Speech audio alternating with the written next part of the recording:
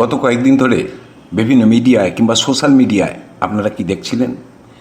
কোনো দুর্নীতিগ্রস্ত তৃণমূল নেতাকে কান ধরে উঠবোস করানো, কাউকে হাফ প্যান্ট পরিয়ে রাস্তায় হাঁটানো, আর কারো বাড়ি বা পার্টি অফিস থেকে বস্তা বস্তা ত্রিপল আর ত্রাণ উদ্ধার। আর তা দেখে আপনি, আমরা সবাই হাততালি দিচ্ছি, ভাবছি বাহ, বড্ড ভালো হয়েছে, পাপের শাস্তির এই তো শুরু। কিন্তু একবারও কি ঠান্ডা মাথায় ভেবে দেখেছেন, এই যে ডিম ছোঁড়া, কান ধরে উঠবোস করানো, হাফ প্যান্ট পরিয়ে হাঁটানো, এই সস্তা বিনোদনের আড়ালে আসলে কি চলছে? কেননা যাদের বিরুদ্ধে অভিযোগ, যাদের ধরে আনা হচ্ছে, তারা শুধু ত্রাণ চুরি করেছে, ত্রিপল চুরি করেছে। এদের বিরুদ্ধে তো বহু অভিযোগ রয়েছে, লক্ষ লক্ষ টাকার কাটমানি, বেআইনি বাড়ি, সম্পত্তি, অনেক কিছু। কিন্তু কেন করছে এগুলো? মনস্তত্ত্ব বলছে মানুষের মনের মধ্যে যখন দীর্ঘদিনের ক্ষোভ জমে থাকে, তখন সে তাৎক্ষণিক একটা বদলা দেখতে চায়। একে বলা হয় পাবলিক লিঞ্চিং মেন্টালিটি বা মব জাস্টিস। জনগণ ভাবছে আইন তো বিচার করতে বছরের পর বছর সময় নিয়ে নেবে, তার চেয়ে চোরটাকে ধরে রাস্তায় কান ধরে উঠবোস করায়, ডিম ছুরি, এতেই শান্তি। কিন্তু এই সস্তা মানসিকতার সুযোগটাই হয়তো নিয়ে নিচ্ছে অপরাধের মাস্টার মাইন্ডরা। আপনাকে ডিম ছোলার একটা লাইভ থিয়েটার দেখিয়ে দিয়ে আপনার চোখটাকে হয়তো আসল সত্য থেকে সরিয়ে নেওয়া হচ্ছে। আপনি যখন ফেসবুকে ডিম থেরাপির ভিডিওতে লাইক আর কমেন্ট করতে ব্যস্ত, ঠিক সেই সময় হয়তো আড়ালে চলে যাচ্ছে অনেক বড় বড় দুর্নীতি, হয়তো আড়ালে চলে যাচ্ছে হাঁসখালির অপরাধীরা, হয়তো ধামাচাপা পড়ে যাচ্ছে আরজিকর তদন্তের মূল মাথাগুলো। জল যত বেশি ঘোলা হবে, কাতলা মাছেরা তত সহজে লুকিয়ে পড়তে পারবে। আর এই ডিম ছোঁড়ার নেশা আসলে একটা পলিটিক্যাল অ্যানাস্থেসিয়া বা অবশ করার ওষুধ, যা দিয়ে সাধারণ মানুষের প্রকৃত বিচারের দাবিকে ঘুম পাড়িয়ে দেওয়া হচ্ছে, এরকমই বলছেন কিছু কিছু বিশ্লেষকরা, মনস্তত্ত্ববিদরা। তৃণমূল বিরোধী মানুষ বলুন বা বিজেপির সমর্থক বা কর্মী বলুন, তারা কি সত্যি এতেই খুশি? এর জন্যেই সবাই বিজেপিকে এনেছি, নাকি আমরা সকলে চাই, এই বাংলার মানুষ চান যে যারা দুর্নীতি করেছে, কোটি কোটি টাকা দুর্নীতি করেছে, বালি চুরি করেছে, কয়লা চুরি করেছে, বেআইনি বাড়ি সম্পত্তি করেছে, তাদের এক এক করে বিচারের আওতায় নিয়ে আসা হোক, এমন কেস দেওয়া হোক যাতে তারা সহজে বের হতে না পারে?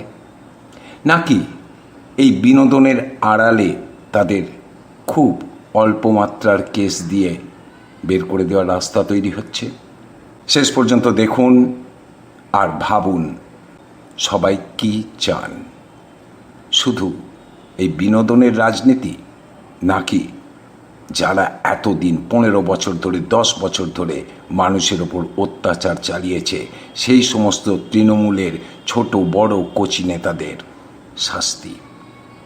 আমি তারক ঘোষ, আর আপনারা দেখছেন ভয়েস 9 বাংলা। আসুন একটু ফ্ল্যাশব্যাকে যাই।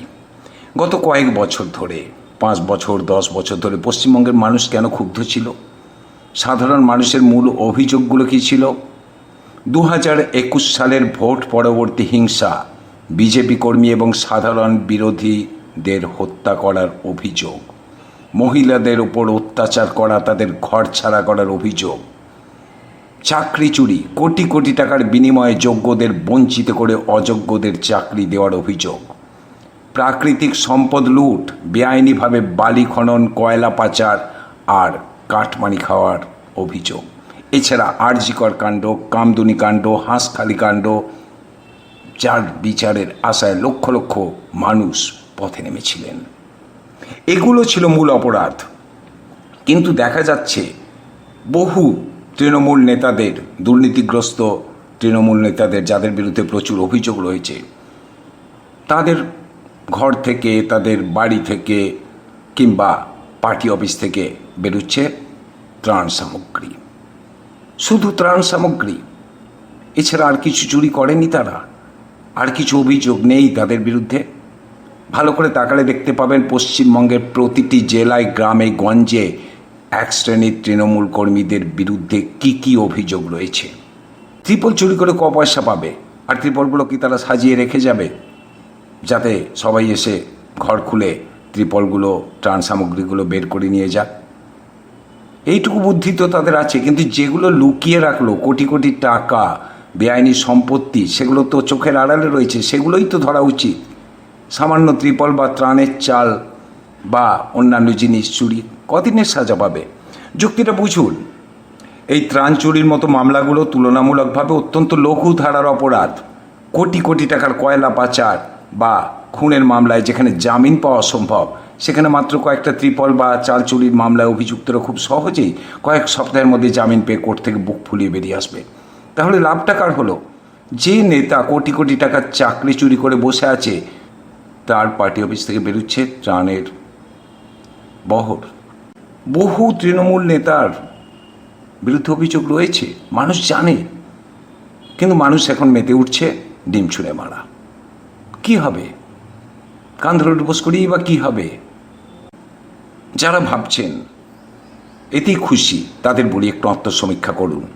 যে বিজেপি কর্মীরা 2021 সালের হিংসায় প্রাণ হারিয়েছেন, তাদের পরিবারকে কি এই সামান্য ত্রাণ উদ্ধার, ত্রিপল উদ্ধার বা সামান্য শাস্তি দিলে তারা কি শান্তি পাবে?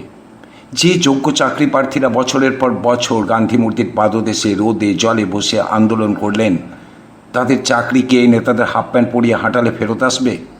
কখনোই না। তাই বিজেপি সমর্থকদের বোঝা উচিত, চোরকে রাস্তায় অপমান করা এক জিনিস, আর চোরের সাজা নিশ্চিত করে তার বেআইনি সম্পত্তি বাজেয়াপ্ত করা সম্পূর্ণ আলাদা জিনিস। নীল সাদা বাড়ি বানিয়ে যারা কোটি কোটি টাকা লুটেছে, তাদের কান ধরে উঠবোস করালে সেই টাকা রাজকোষে ফেরত আসবে না। আসল তদন্ত তখনই সফল হবে যখন আইনি প্রক্রিয়ায় এদের সম্পত্তি ক্রোক করা হবে এবং এদের সর্বোচ্চ মেয়াদের জেল হবে।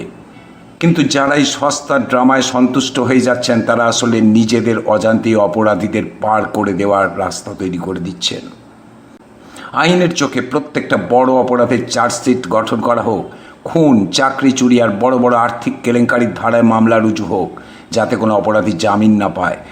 ত্রিপল চুরির নাটক দেখিয়ে আসল রাঘব বোয়ালদের যেন রেহাই দেওয়া না হয়। বাংলার কতদিনই সস্তা রাজনীতির শিকার হবে? আজ সিদ্ধান্ত নেওয়ার সময় এসেছে। আপনি কি সোশ্যাল মিডিয়ার 2 মিনিটের বিনোদন চান, নাকি বাংলার ভবিষ্যৎ প্রজন্মের জন্য একটা পরিষ্কার ও দুর্নীতিমুক্ত সমাজ চান? কি মনে হয় আপনার? এই ডিম থেরাপি কি আসল বিচার? হাফ প্যান্ট পরিয়ে হাঁটানোটাই কি আসল বিচার? কান ধরে উঠবোস করানোটাই কি আসল বিচার? নাকি এটা বড় অপরাধীদের আড়াল করার নতুন কোনো চক্রান্ত? নিচে কমেন্ট করে আপনার মতামত অবশ্যই জানান।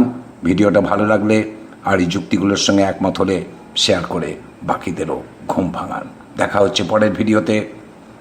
আপনারা এতক্ষণ দেখছিলেন ভয়েস 9 বাংলা, মানুষের পাশে, সত্যের পক্ষে।